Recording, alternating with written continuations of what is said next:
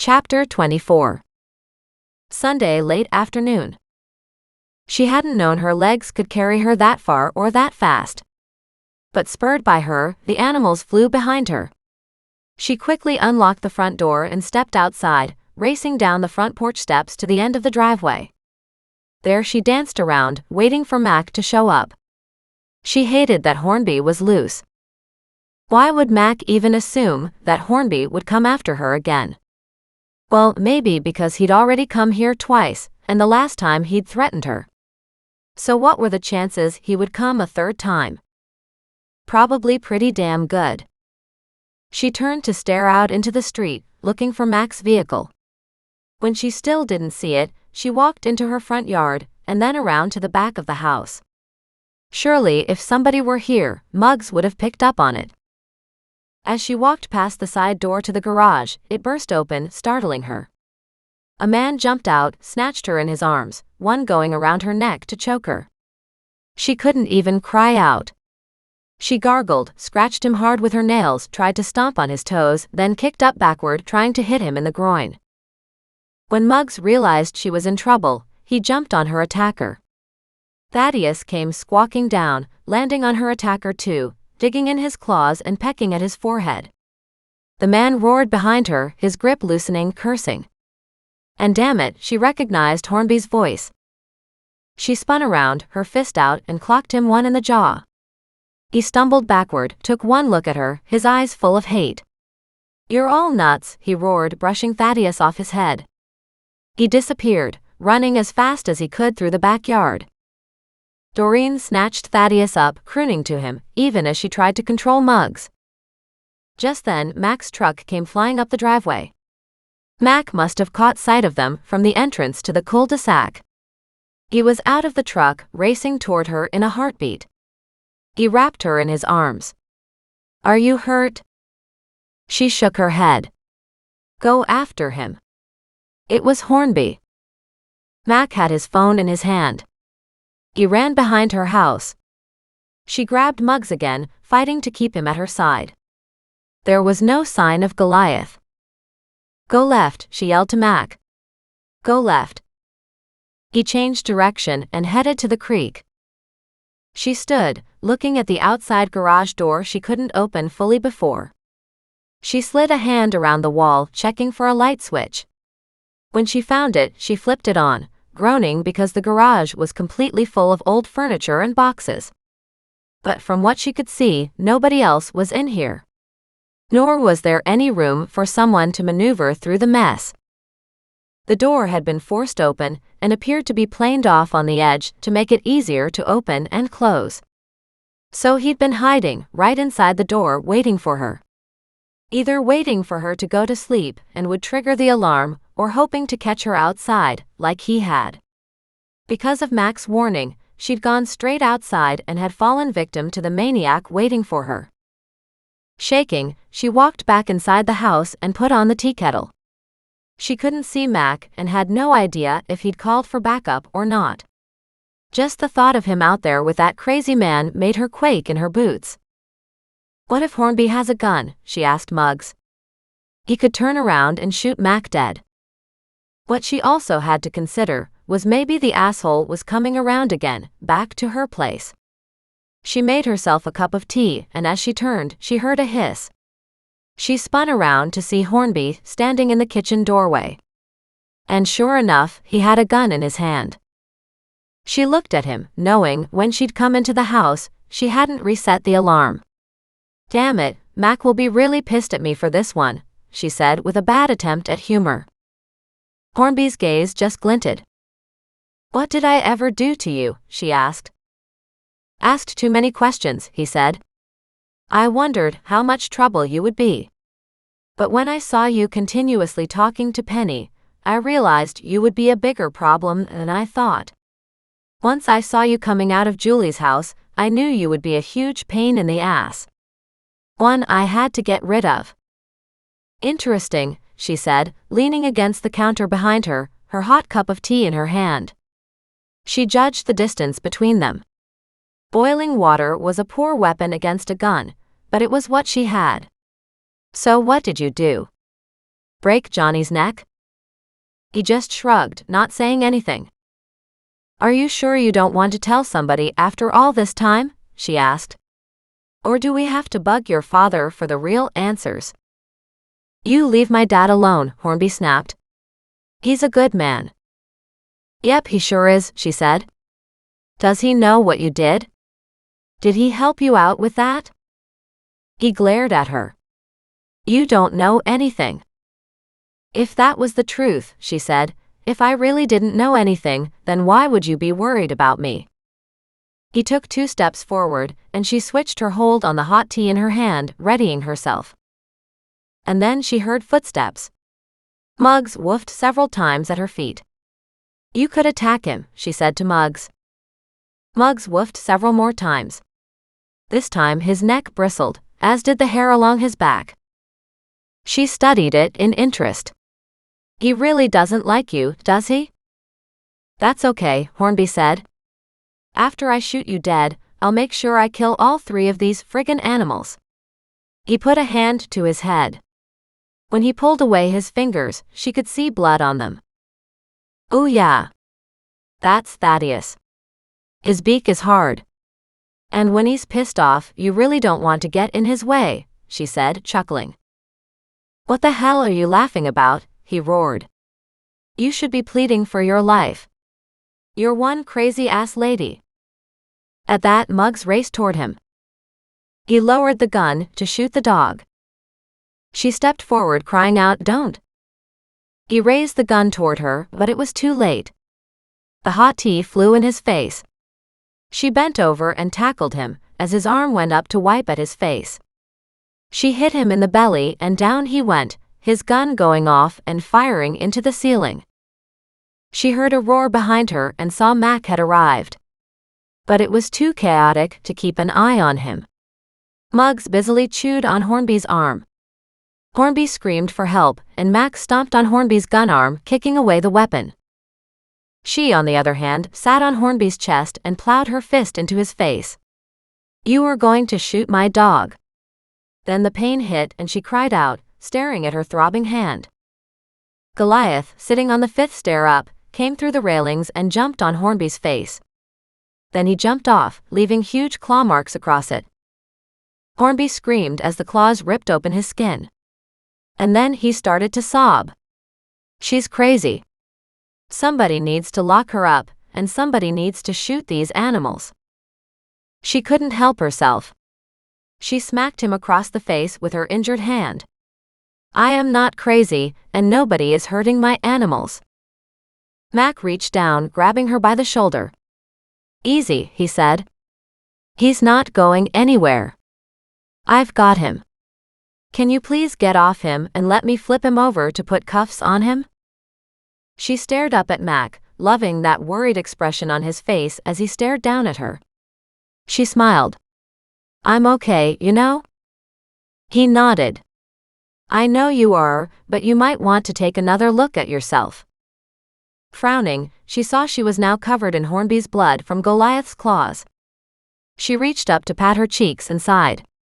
Now I'm really upset. The last thing I want is to get covered in this crazy man's blood. Who are you calling a crazy? Hornby roared. You're the crazy one. Really, she snapped. You're the one who broke your friend's neck and stuffed him in your dad's garbage truck, and then used the truck to smash his body in with the trash, so nobody would see him. When your dad went out the next day to collect garbage, not knowing Johnny's body went along for the trip, Johnny was then taken to the landfill at the end of the day. That's how crazy you are. Why would you do that? Because he was taking off with my girl, Hornby snapped back. He had no right. Julie was mine. Julie and Johnny, Doreen said with heavy emphasis, were an item. Julie didn't want anything to do with you. Even back then she saw what a crazy coot you were. Her fists balled up on their own, and she went to punch him again. Mac grabbed her arm and stopped it just inches away from Hornby's face. She glared at Mac. Somebody needs to knock this guy out. Nobody will punch him, at least not again, Mac said with a sigh. He tugged her forward and off his captive. Besides, you hurt your hand. She glared at Hornby, her throbbing fist still held back by Mac. What about those friends of yours who died in the car accident? Did you kill them too? I had to kill them, he said simply.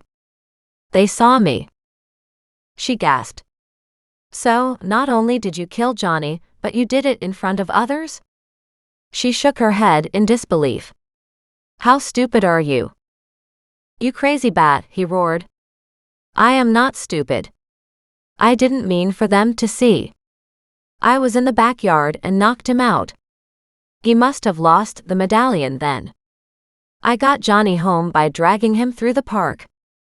I decided to put him in the garbage truck right away, so nobody would know. And they happened to be coming by. What was the price of their silence, she asked. And then she knew. Johnny's car, wasn't it? He nodded glumly. Yeah, it was. But I knew that wouldn't be enough, so when I saw them on the road, I ran them off. At the time, I knew it would look like an accident, or at least Susan would believe it was an accident because she'd been sleeping. She'd been out partying hard the previous night and was still stoned and drunk. She was the passenger in my car and had passed out. Only she woke up in the aftermath, and I gave her the explanation she ended up telling the cops. So she didn't know anything firsthand. What about her identifying the multicolor vehicle? He shrugged. She glommed onto the image of a multicolored vehicle because that's the one she was in.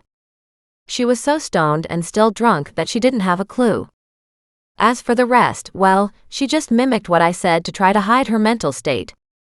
Afterward, she didn't remember much at all. We were witnesses to our friend's death, he said sarcastically. And no blood or scrapes were on my vehicle, not obvious ones, so the police couldn't do anything. Did you kill her? She asked abruptly. No. He chuckled. I thought about it, but she was useless all her life. The only good thing she did was die early. Mac hauled Hornby to his feet, snapped his arms behind him, and cuffed him. Wait, she cried out. Did you break into my house trying to steal antiques? Were you working with Darth?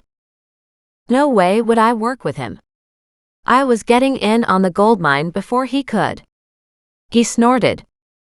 Or would have if you hadn't interrupted me. Doreen looked toward the doorway to see two uniformed cops. She recognized both and shrugged. Hi guys. Chester, the younger one, reached up and scratched his head. Hi. So do you have access to our cold cases or something? Or does Mac just give you access? Arnold said with a wide grin.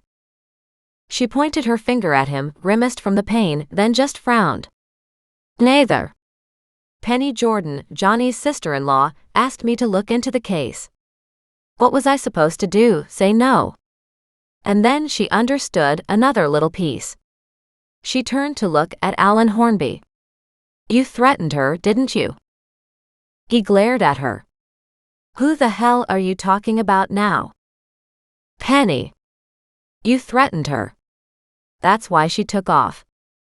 My questioning her scared you. You realized it all came from her, so you threatened her. Hell, she was putting the property on the market anyway, he said. I just made a hard suggestion that she should do it sooner rather than later, before she didn't have a chance to do it at all. He sported a big grin. Besides, you know how everybody talks about their great marriage? They fought all the time. Did it ever occur to you, Doreen said quietly, that sometimes fighting is people's way of airing grievances? But afterward, things are good again. Whatever, he said. Personally, I think she probably had a hand in George's death. Why the hell would you say that? Doreen asked. The two cops stared at Hornby in avid fascination. He shrugged. Because the guy just upped and died. Everybody said he had a heart condition. But I saw him at the time, and white foam came from his mouth. He snorted then. Besides, why haven't you figured out who shot me?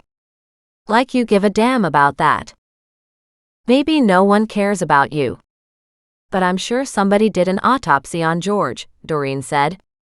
And foam doesn't necessarily mean he was murdered. No, but Penny having a lover at the time George died could. He sneered.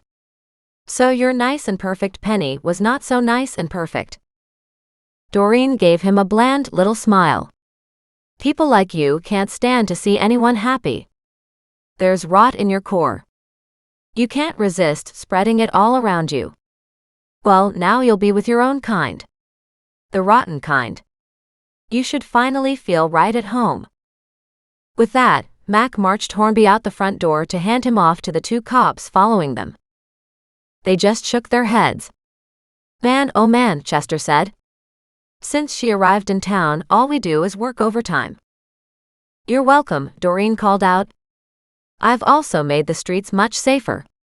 And when you get overtime, you get extra pay, and I don't get paid at all for my help. So quit your complaining. The 2 men probably didn't even hear what she'd said though. They were down the steps and walking toward the cop car. She held her uninjured hand over her eyes for a long moment, her mind running endlessly as she thought about poor Johnny's end. When she felt Mac's arms come around her and hold her close, she burrowed in deeper. He held her for several long moments. Finally, she let out a heavy sigh and felt some of the tension rolling off her back. She looked up at him. Thanks for the warning, she said. I got out as soon as I could. He nodded grimly. You did, and right into Hornby's arms. Yeah. That wasn't your fault, she said. I'm the one who said nobody could get in or out of the garage via the outside door, and I was so wrong because he was hiding in there. He tilted her head up. You mean there's room in there to hide? She wrinkled her nose. Barely. But it looks like I need to get one of those big garbage bins and put 90% of what's in the garage in the bin. It's pretty bad. And I think Hornby must have done something to the door because it opens and closes now. Before, when I tried, it was all I could do to open it a little. And then it squeaked terribly too. Which means this was premeditated, his attack on you, Max said. Good to know. He gave her a slight shake. Did you throw your tea at him? She leaned back, looked down at her tea-covered blood-stained blouse. Yes. And now I need another one. She stepped out of his arms, walked back into the kitchen, and put on the tea kettle. She stared out at the garden, collecting her thoughts. But her mind was just such a mess. She turned to look at Mac. You know what? If I had the money, I think I would sign up for one of those self-defense courses. He crossed his arms and looked at her grimly. It would be nice if you would stop getting into situations where you need self-defense. She nodded. But I don't try to get into trouble. Once I figured this out, I was going to tell you. But I wanted to check the maps on the old Kelowna landfill to see if there was any hope of finding Johnny's body. Mac shook his head. I highly doubt it. We can see if there are any records, but it's been 29 years, and the old landfill has been completely covered over and reclaimed. No, there won't be much chance of finding his bones, especially with a new subdivision built on top of the old landfill. She nodded. So, in a way, it was the perfect crime. It was, he said. Except for you. She gave him a wide smile. I didn't do anything really, she said. I just asked a bunch of questions, poked a bunch of people, waited to see what would pop up. Secrets like that are really great big zits. When you poke hard enough, they explode with all kinds of nastiness coming out. He shook his head. That's one hell of an analogy. I'm not mentioning that one to the cops at the station. The tea kettle squealed. Doreen turned it off and made herself another cup of tea. Do you want a cup? Hell, I want something a whole lot stronger. He went to the front closet, reached up to the very top shelf, and pulled out a bottle of whiskey. She stared at it.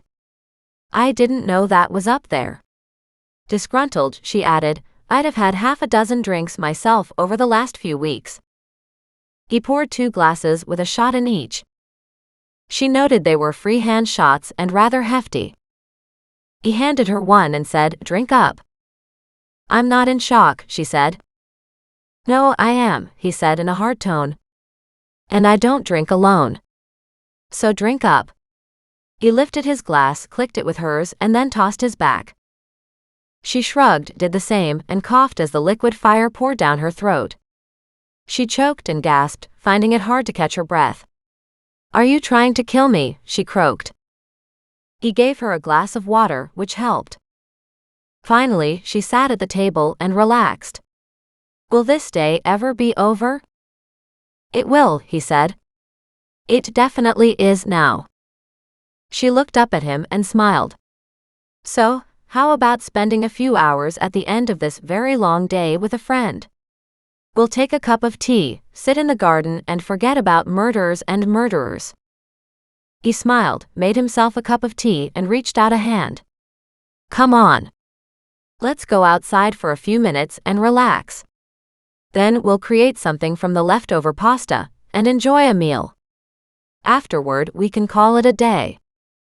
"Agreed," she said as together they walked out to her garden.